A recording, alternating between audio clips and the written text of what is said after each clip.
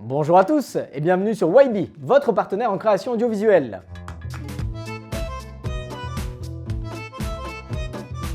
Combien coûte une vidéo? Depuis que j'ai créé YB il y a quelques mois, je reçois très souvent ce genre de message.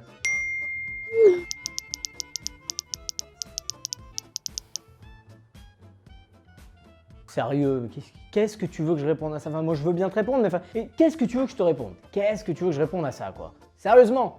J'ai rien à... Je pense que tous les vidéastes qui regardent cette vidéo comprendront ce que je dis. Quand je reçois ce genre de message, c'est comme si toi, tu travaillais au McDo et il y a quelqu'un qui venait te voir au comptoir et qui te demandait « Bonjour, excusez-moi de vous déranger, j'ai faim, mais par contre, combien ça coûte ?» Bah, tu comprends bien que la première réponse qui me vient quand tu me poses cette question, c'est forcément de... Oui, ça vient après. Mais la première réponse que je vais te donner, c'est forcément « ça dépend ». Pareil, il y a tellement de certitudes autour d'un prix de vidéo que très souvent, des gens peuvent m'approcher et me dire « Non, mais ce que j'ai à produire, en plus, ouais, c'est une vidéo d'1 minute, ça doit pas coûter bien cher, on s'arrange. » Ce que je réponds souvent, c'est qu'une vidéo de 15 secondes peut coûter 15 fois plus cher qu'une vidéo de 15 minutes. Tout dépend de ce qu'on met dedans. Mais alors, comment est-ce qu'on chiffre le prix d'une vidéo? Eh bien, en général, et c'est ce qu'on fait chez YB quand il s'agit d'une vidéo en one-shot, on définit un prix journalier qu'on va multiplier par le nombre de jours que va nous prendre à faire cette vidéo. Globalement et grossièrement, pour créer une vidéo, il y a 3 étapes qui sont assez connues. La pré-production, production, post-production. Donc d'abord la pré-production. Ça va concerner en fait toute l'étape de conception de la vidéo. Et donc on va y regrouper l'écriture, le storyboard, le casting si jamais on a besoin d'acteurs, le repérage pour pas être pris au dépourvu par exemple par une lumière du jour ou quoi que ce soit le jour du tournage. Ensuite il y a la phase de production, donc c'est vraiment le tournage. Donc on peut prendre par exemple faire appel à un réalisateur pour certains jours.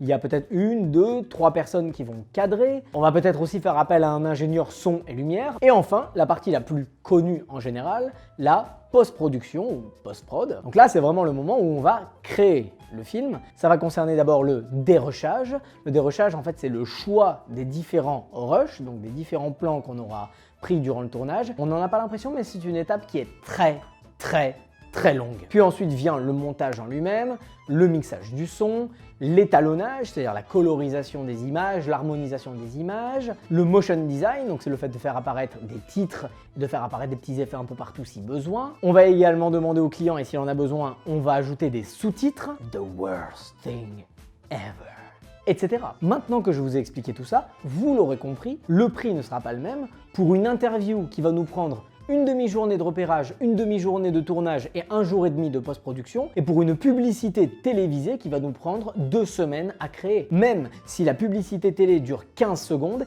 et que l'interview dure 2 minutes 30. Ce que nous faisons en général chez YB, c'est que nous proposons un forfait qu'on appelle forfait réseaux sociaux, qui permet à nos clients de créer jusqu'à 4 vidéos par mois pour un format adapté aux réseaux sociaux. Techniquement, il s'agit souvent de mêler une interview avec 2 caméras, du motion design, des plans de coupe, le tout monté de manière harmonieuse, dynamique, pour un format adapté aux réseaux sociaux. D'ailleurs, maintenant que je vous ai affranchi sur les étapes, mettez-moi en commentaire, selon vous, combien de temps nous prend à créer ce type de vidéo. Et pour tous ceux qui ne savent toujours pas vraiment quel type de vidéo est adapté aux réseaux sociaux, pas de panique, ce sera notre sujet de la prochaine vidéo. À la semaine prochaine.